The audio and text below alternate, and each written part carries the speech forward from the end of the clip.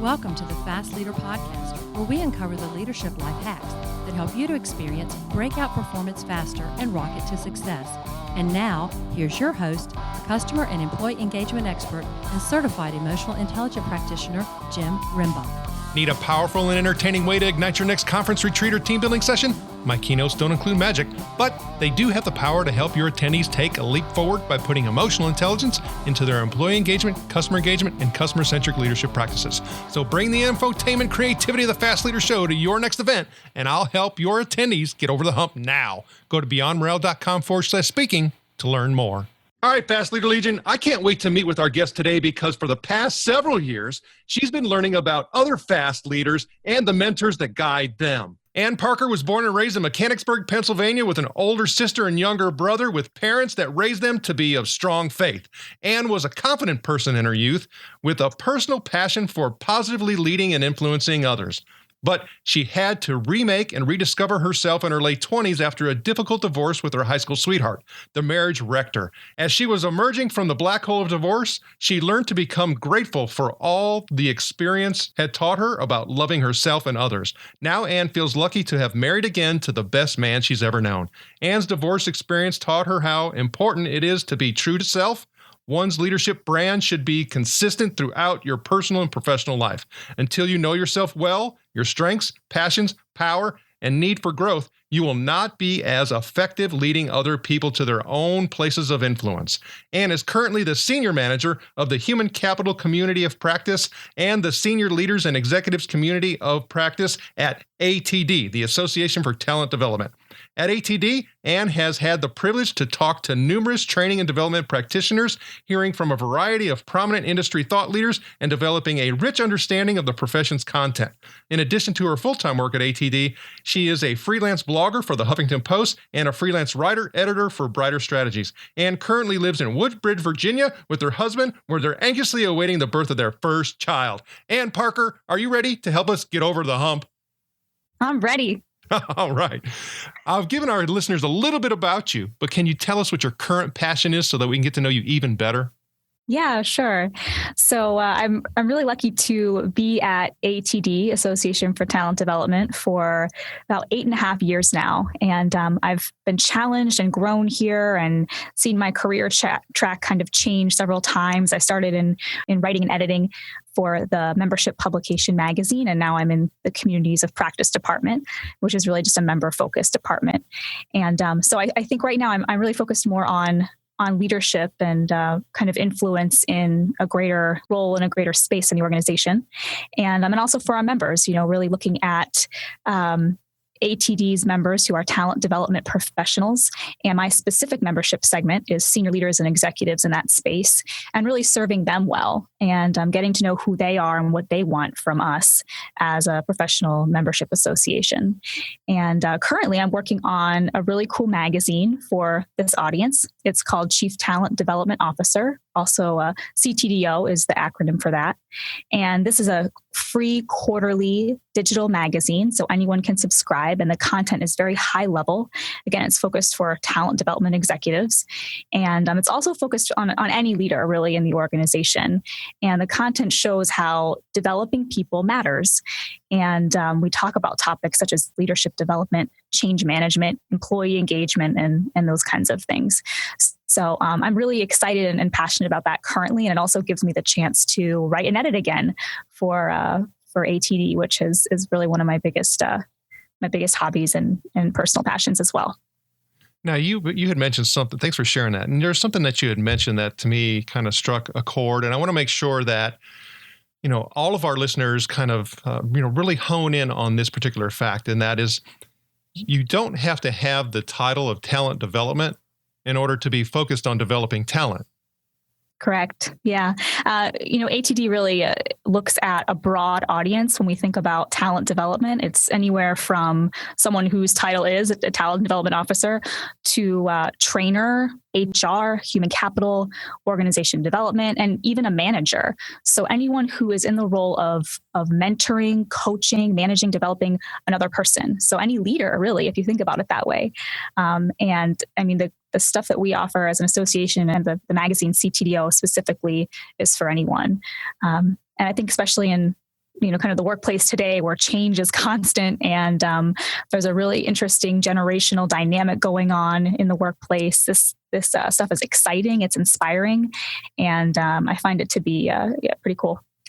Well, there's also one thing for me that when I start thinking about what you're talking to is that people think or assume that innovation really comes from the light bulb moment. It is that, hey, I got this idea that's, brand new, no one has ever thought of it before. And that's truly not the case. And when you start thinking about, coming up with something that is unique and different and that can make a difference. And so for me, I have found some of my best content, ideas,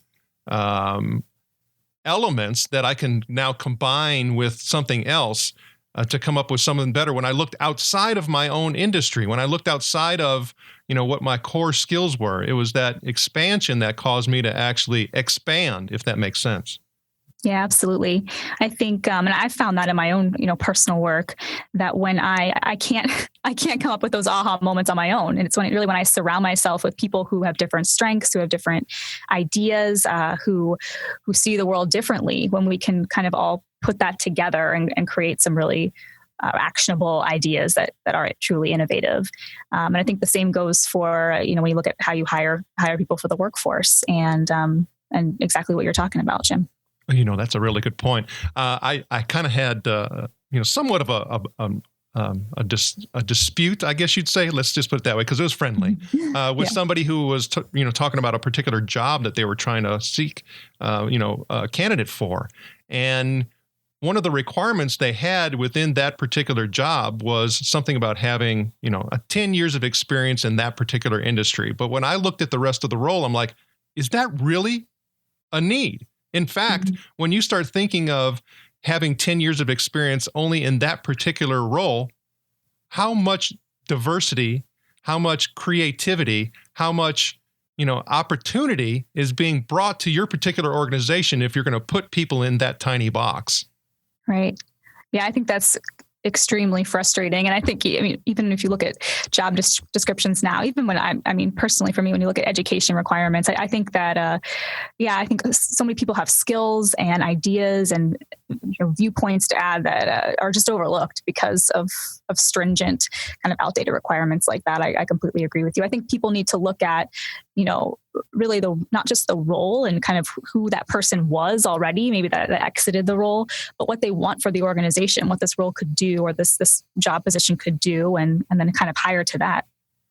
That's for sure. Now, I know that, having the opportunity to chat with you briefly a couple times and also learning more about you is that, you're a person who seeks inspiration. You had written a little bit about someone who you met recently. I'm a fan of too, Brene Brown, and some of her work. And I tried to get her on a show, but she is just so popular right now that I can't get her. But we seek out inspiration from others and in order to help, give us, that extra bit of confidence, to move forward and go down a particular path that we wouldn't go to before. Is there and we use quotes on the show. Is there a quote or two that kind of stands out for you that you can share with us? Yeah, sure. So I think when I think about my personal, leadership mantra or my personal leadership philosophy, it would really be that, I am the best leader when I am me. And this is kind of a quote that I've recited over and over to myself, within the past few years. I went through a leadership development program here at ATD. I had the opportunity to go through that. And it was a one-on-one coaching time along with some workshops. And I went into that experience. I was really excited about it. And as you mentioned, I like to be inspired. I'm a pretty, I think I'm a pretty self-aware person and pretty reflective. And I like to kind of search for constant growth and development in my life. And so I was excited about this opportunity. And I went into it thinking, I had a certain number of things about myself that I wanted to change, to be a better leader. I'm not decisive enough. I'm not assertive enough. I really need to develop my strategic thinking capabilities. These are all kind of the things that in my head that I'm thinking when I go into this in the workshop. So it was all about developing your own, personal leadership brand. And I learned that really transcends beyond just your professional work life to your personal life as well. Who you are as a leader at work is who you should be as a leader at home, with friends, with, church or community. And so that was a little eye-opening for me, but just like consistency, which makes sense, And I kind of learned through the process of coaching and of the workshop that when I'm trying to muster up these skills that I maybe I see in my CEO or in my director that I think I need to attain, I'm going to be effective as a leader when I am me and I am playing to my strengths as best I can. And so that was kind of an eye-opening epiphany for me, if you will, to, I think it's a pretty simple concept but for it to really sink into my bones was pretty cool. And so coming to terms with that and then really looking at what I have to offer as a leader and how I can best influence people and developing those skills. And yeah, certainly I think that all ties into, Brené Brown's work. I think, just the humanness of leadership when you really allow yourself to be you, to be who you are, to be authentic. Brené talks a lot about authenticity and vulnerability. It's not easy, it really takes a lot of courage. And so I think kind of along with learning that through the coaching experience and then reading Brené's work was really an inspirational and transformational moment for me in my personal leadership. And, there's a lot, and I would say that listening to you talk, and thanks for sharing that, is that many of the things that you're referring to, I think go on throughout our lives. Because I know for me, I still struggle with looking at somebody else who I admire and saying, hey, I should do more of that or be more like that. And I have to stop myself because I start feeling like I'm deficient. And then I can't bring my whole self, to the situation or the interaction because I feel, like I don't have as much confidence is what it comes down to. Absolutely. Yeah, I agree. I think that's an ongoing struggle. It's something that we're going to, as people deal with our whole lives. So it's a process. And I think even just being, real about that sometimes in certain ways as a leader is respected. Kind of knowing, letting the folks I manage know that I need them. I need their strengths. I need their skills. And they kind of, when they do all they can and they are their best selves, that's when we all succeed. Yeah, I think one of the things that stands out is the whole concept of acceptance. And it is an acceptance from a deficiency perspective. A lot of people, I think, refer to acceptance that, oh, you're just quitting and giving up. Mm-hmm. Well, but the thing is when we start looking at strength building and being extraordinary in regards to a strength, is that what we really should be doing is putting our efforts and focus and additional learning on those strengths, because it's easier for us to expand something that we're already strong at instead of, looking and focusing in on weaknesses and trying to bolster them up. So I think coming to that humility, that realization, talking about getting courage from that and saying, look, I accept it that this isn't one of the things that I'm best at, but you know what? Anne, you are. And so I would love to collaborate with you. Yep. Exactly. Yeah. And it's not easy to admit that, to yourself or to others even. And I think that's absolutely the place where you have to get, as you're saying, just humility, have some humility there and find some courage to admit that. And then to do what you can, I think as well, to be your best, as you said, your best self. That's for sure. So I know when we start talking about a lot of this stuff, it's, the old saying, and I've said it many times, and I know I've said it several times on different episodes, is that, the Lord didn't give us, youth and wisdom at the same time. So we have to, for sure. It is. So we have to go over humps in order for us to get more wise. Is there a time where you can remember that, you've got over the hump and you became more wise as a result? Can you share that with us? Yeah. So I think, just personally, you had mentioned at the beginning of my bio, I went through an early divorce, and as people, we all go through this at some point in our lives, maybe not everyone, which is great, but I had kind of lost my power, if that makes sense. I become some shrunken version of myself. And I was in my 20s, so certainly still just kind of growing and molding as a person myself. And had been married very young. And so it was kind of this personal crisis at a young age where I no longer felt confident in myself. I no longer felt like I knew who I was. And then kind of the world and the future that I had built around myself all came crashing down.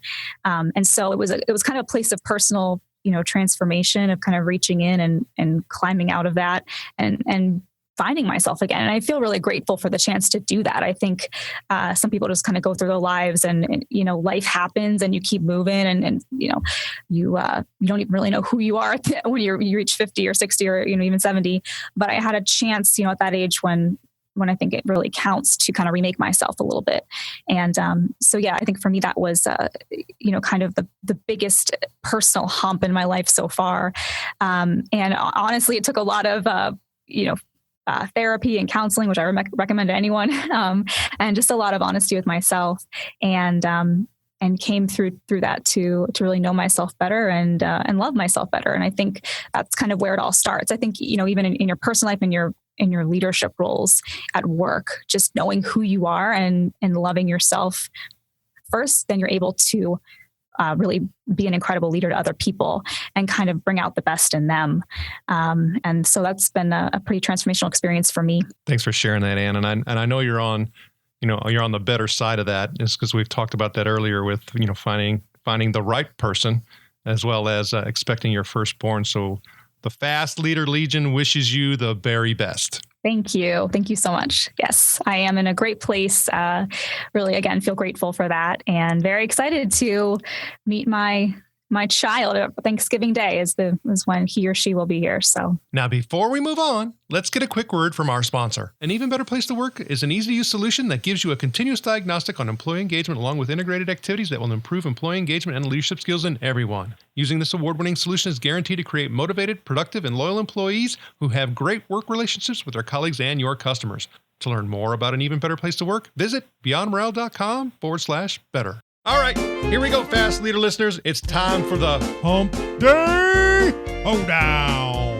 Okay, Ann, the Hump Day Hoedown is the part of our show where you give us good insights fast. So I'm going to ask you several questions, and your job is to give us robust yet rapid responses that are going to help us move onward and upward faster. Ann Parker, are you ready to hoe down? I'm ready. All right. So what do you think is holding you back from being an even better leader today? I think self-doubt is one thing that creeps up time and again for me. And so being able to recognize when that's happening and kind of call it out in myself and then either surround myself with people who can do what I can't do or be honest with others when there's something I don't know. And then again, play to my strengths. What is the best leadership advice you have ever received? You are the best leader when you are you.